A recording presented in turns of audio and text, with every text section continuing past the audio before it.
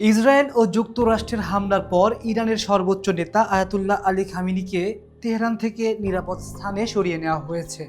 এক ইরানি কর্মকর্তা রয়টার্সকে তথ্য নিশ্চিত করেছেন। হামলার পর দুই দেশের জরুরি অবস্থা জারি করা হয়েছে। শনিবার সকালে ইরানের রাজধানী তেহরানে একাধিক বিস্ফোরণের ঘটনা ঘটে।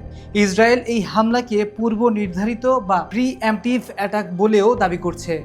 ইসরায়েলের প্রতিরক্ষা সূত্র জানায়, শিল্ড অফ জুডা নামের এই অভিযানের লক্ষ্য ছিল ক্ষেপণাস্ত্র উৎক্ষেপণ কেন্দ্র বা ড্রোন ঘাঁটিতে ধ্বংস করা। ইরানের সংবাদ সংস্থা জানিয়েছে, রাজধানীর রিপাবলিক এলাকা, ইউনিভার্সিটির হিস্ট্রি এবং জমহুরি এলাকায় ক্ষেপণাস্ত্রে আঘাত হেনেছে। পশ্চিম তেহরান থেকেও বিস্ফোরণের শব্দ শোনা গেছে বলেও জানিয়েছেন স্থানীয় সংবাদদাতারা। হামলার পর ইরানের সর্বোচ্চ নেতা আয়াতুল্লাহ আলী খামেনিকে নিরাপত্তার স্বার্থে তেহরানের বাইরের একটি নিরাপদ স্থানে সরিয়ে নেওয়া হয়েছে। একই সঙ্গে দেশটির সিভিল অ্যাভিয়েশন কর্তৃপক্ষ পুরো আকাশ সীমা বন্ধ করে দিয়েছে। এদিকে সম্ভাব্য পাল্টা হামলার আশঙ্কায় ইসরায়েল জরুরি অবস্থা জারি করেছে। দেশটির হোম ফ্রন্ট কমান্ড জনসমাবেশ, শিক্ষা প্রতিষ্ঠান এবং অপ্রয়োজনীয় চলাচলের উপর নিষেধাজ্ঞা দিয়েছে।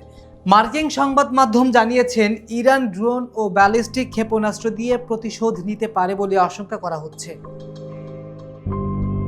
বিশ্লেষকদের মতে, এই হামলা মধ্যপ্রাচ্যে নতুন করে বড় ধরনের সংঘাতের আশঙ্কা তৈরি করছে। পরিস্থিতি নিয়ন্ত্রণে আন্তর্জাতিক মহলের নজর এখন তেহরান ও তেল আবিবের দিকে। আকাশ সাদ, ডেস্ক রিপোর্ট।